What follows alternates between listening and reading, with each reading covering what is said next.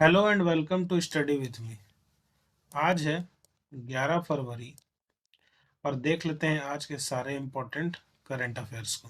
ठीक है, आज का जो पहला टॉपिक है वो है M2M सेक्टर को लेकर। M2M सेक्टर क्या है कि government takes steps for wider proliferation and innovation in machine to machine communication sector। ठीक है, machine to machine communication sector को लेकर गवर्नमेंट ने स्टेप लिया है किसे फॉर वाइडर प्रोलिफिकेशन के लिए और ज़्यादा इनोवेशन करने के लिए। इसमें क्या है न्यूज़ में देख लेते हैं। तो action takes to strengthen the machine to machine ecosystem. जो मशीन टू मशीन इकोसिस्टम इसको और ज़्यादा स्ट्रेंथन और ज़्यादा मजबूत करने के लिए ये एक्शन गवर्नमेंट के द्वारा स्टेप लिया जा रहा है। Guidelines for registration of machine to machine SP service provider and WP-PAN or WLAN connectivity providers. 13-digit numbering plan exclusively for machine-to-machine और IoT devices connected through mobile networks। ठीक है, availability of additional spectrum for M2M यानी 1 megahertz for M2M और IoT applications। M2M refers to automated application which involve machines or devices communicating through a network without human intervention।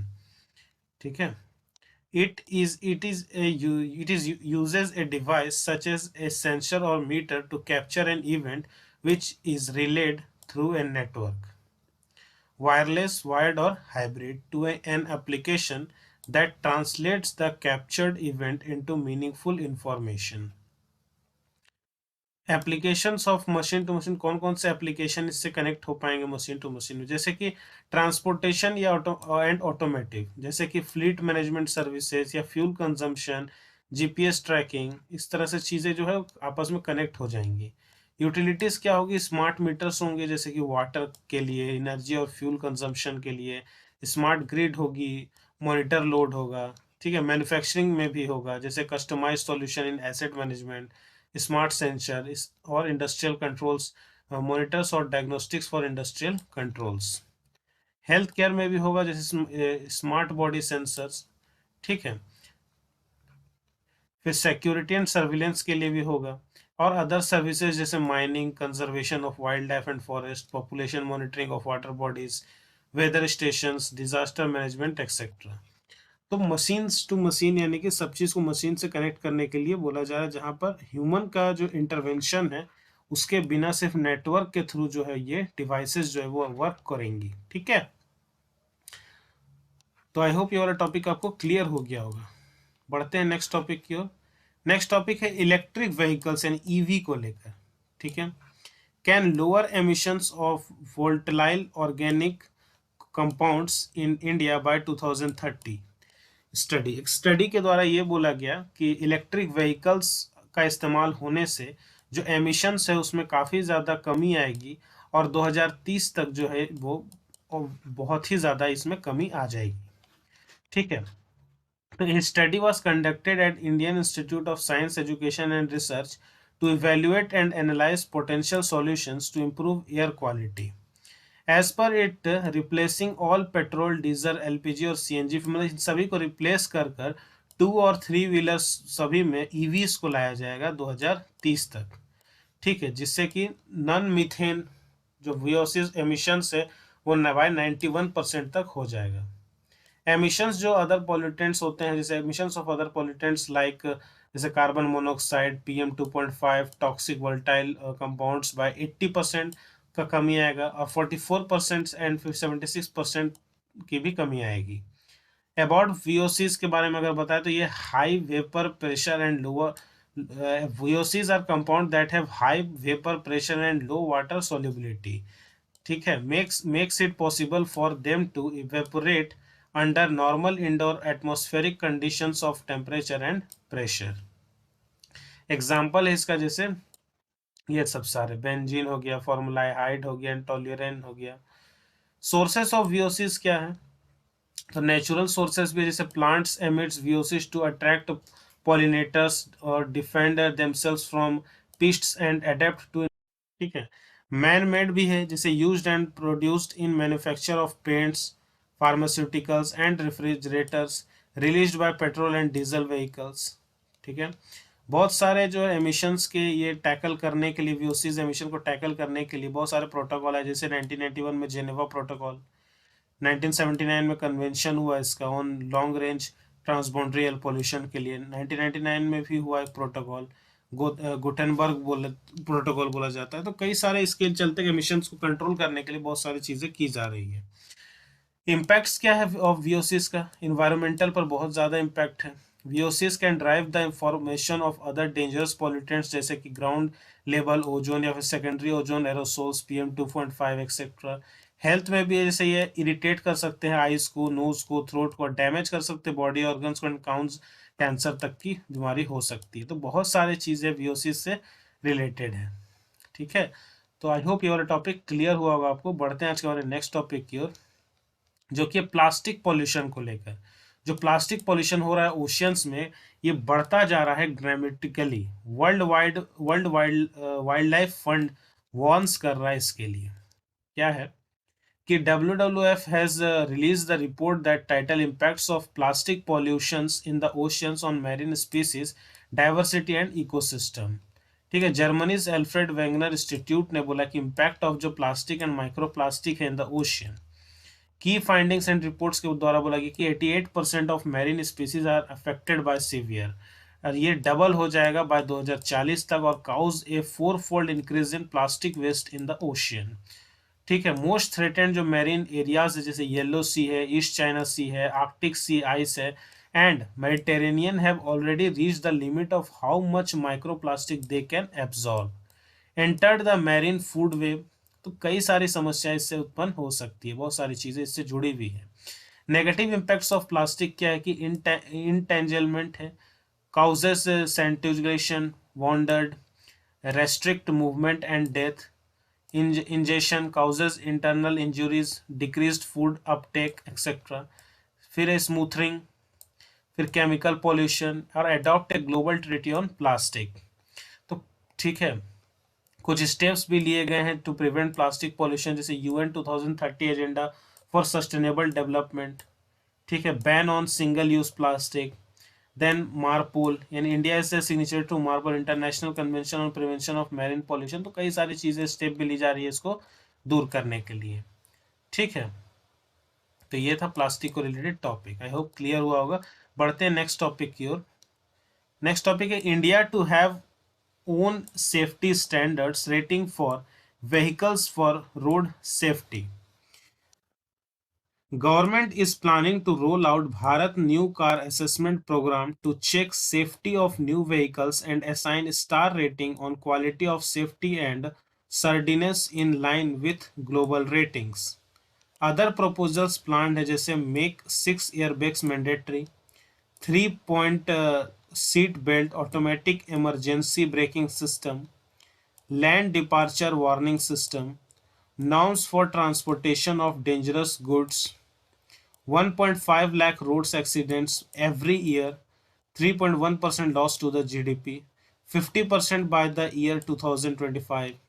Other road safety initiatives taken, जैसे कि road accident database, integrated road accident database, good Samaritan guidelines, motor vehicles accident funds and cashless treatment during golden hour, Motor Vehicle Amendments Act 2019 that has provisions related to scrapping policy, recall, ठीक है। Accident, black spots, road safety audits, तो कई सारी चीज़ें, identification and rectification of accident, black spots and road safety audits, ठीक है। Road safety को लेकर के एक था टॉपिक, क्लियर हुआ होगा आई होप।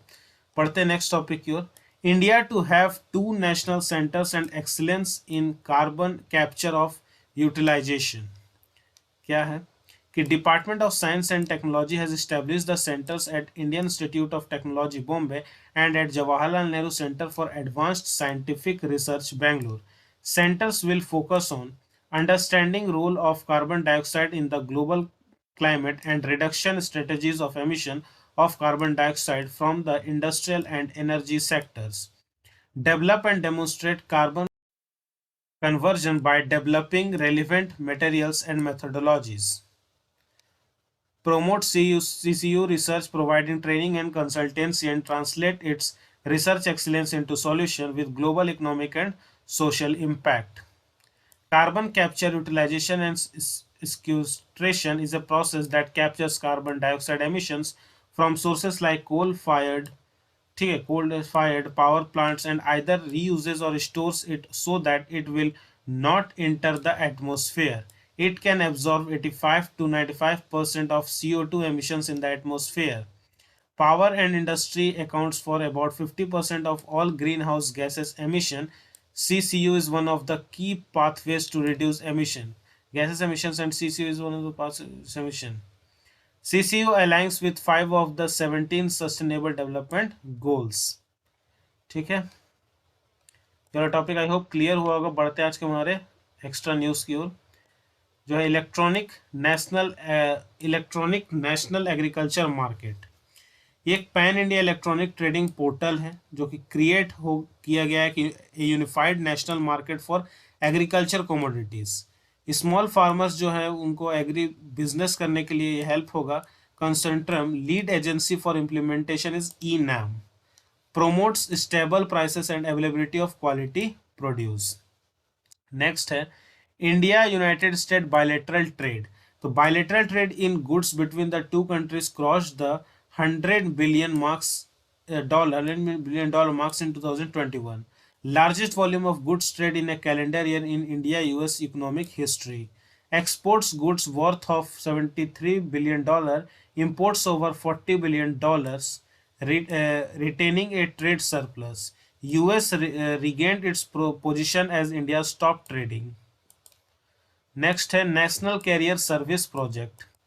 ये Ministry of Labour and Employment के द्वारा है. ये NCS प्रोजेक्ट है. Variety of employment related services इसमें होंगी. 3 एसेंशियल पिलर्स है इसके NCS पोर्टल के. Model career centres and employment exchanges, free of cost for all stakeholders. ठीक है. नेक्स्ट है Global Environment Facility Trust fund.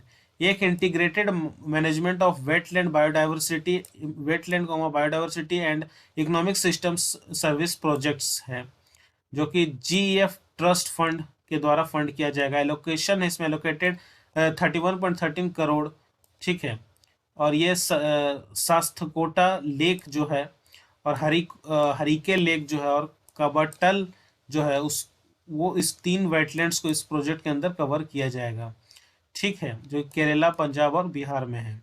About global Environment facility जो trust fund है ये eve of the 1992 Rio earth summit जो उसमें इसको establish किया गया था. Developing countries and countries with economics in transition, international environmental convention and agreement, world bank जो इससे ठीक है किया जाता है इसके द्वारा. ठीक है. नेक्स्ट जो है वो है national natural resources management system. ये सेंट्रल सेक्टर स्कीम है ऑफ मिनिस्ट्री ऑफ एनवायरनमेंट. ठीक है. ऑब्जेक्टिव है इसका remote sensing technology, inventorisation, assessment and monitoring natural resources. ₹1 crore has been provided. Major achievements है कि नॉलेज बेस्ड डिसीजन, मॉनिटरिंग और desertification status, integrated land use, water and energy management. ठीक है. Next है पार्कर सोलर प्रोब. ये NASA के द्वारा launch किया गया था इन 2018 में. Scientist were able to peer beneath Venus thick atmosphere to take the first visible light images of the surface. ठीक है. Filled with thick toxic clouds that rain sulphuric acid. Help scientist learn about Venus surface geology, what minerals might be present there and the plant's evolution. Launched from Cape Canaveral. ठीक है. Sun's upper atmosphere. Uses Venus's gravity during 7 flybys. ठीक है. Next है personality in news.